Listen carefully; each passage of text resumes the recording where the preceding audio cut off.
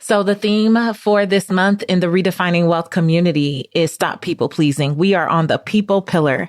And I found that a big place we people please is just not being honest with people when a season is up. And I say people, but I even mean us, not being honest with ourselves about when a season in someone's life is up, or them in your life. We know the relationship has fizzled, but we don't want to give voice to it. We know the relationship may have never been for us, but we're scared of the reaction when we have to tell someone or distance ourselves. And we prioritize their reaction over our own truth, our own purpose, and sometimes even our own core values. We romanticize the relationship to a fault. This is a big lesson that I learned in 2019. And I want to take you back to an episode called Stop Romanticizing Relationships. I recorded this at 3 a.m. because my spirit woke me up at 3 a.m. for several nights in a row to illuminate for me that there was a relationship that I thought I was untying, but they wanted to burn the bridge. And it was such a big lesson because it shouldn't have caught me by surprise in the way that it did if I was being radically honest, but that's definitely a concept that has developed for me more over the last few years. So take a listen. This is Stop Romanticizing Relationships from late 2019. In this instance, in the past, I know I've romanticized expired relationships, right? So this is all people pillar. And it's like, something will go down in a relationship and you look back and you're like, I thought we were friends. I thought you were my mentor. I thought you were, this awesome person. And you genuinely mean it. Like, you genuinely mean it. In your mind, they could have done no wrong. Like, it could have really thrown you for a loop. And I have been there, and I've had to have these conversations with myself and my therapist, and I'm sure my closest friends, like, that I was still trying to romanticize expired relationships.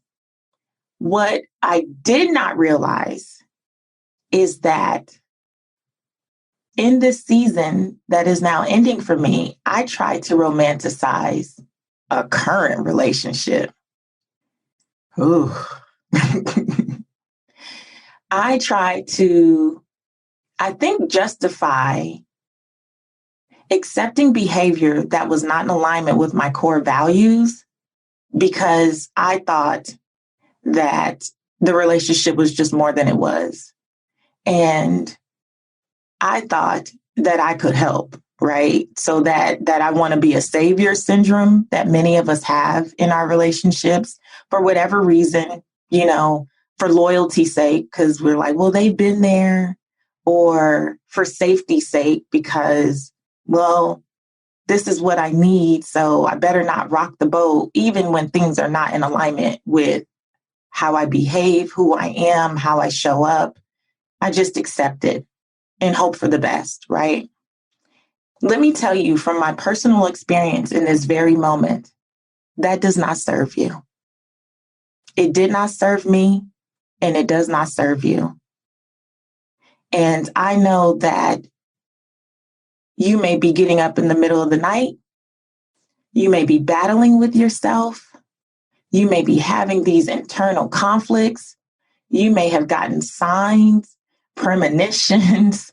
People have prophesied, and you are still like, no, it's not that. Or you may be like me, the person who says, well, I know that's how they behave or react with other people, but we're better than that. We're beyond that.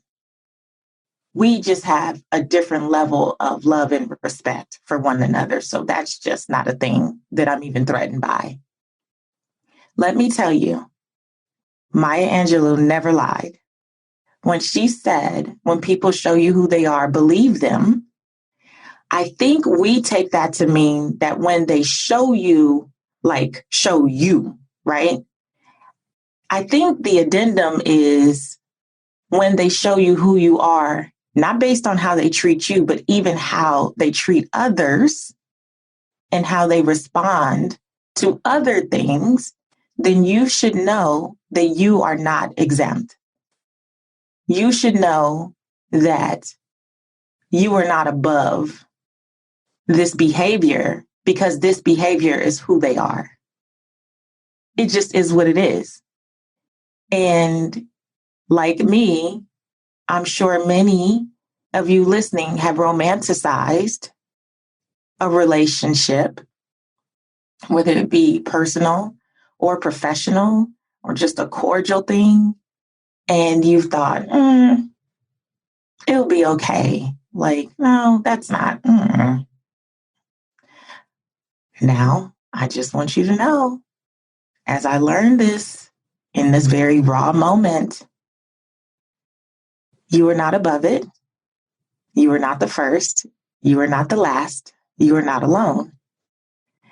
These things happen every day. Oh, man, did that resonate with you?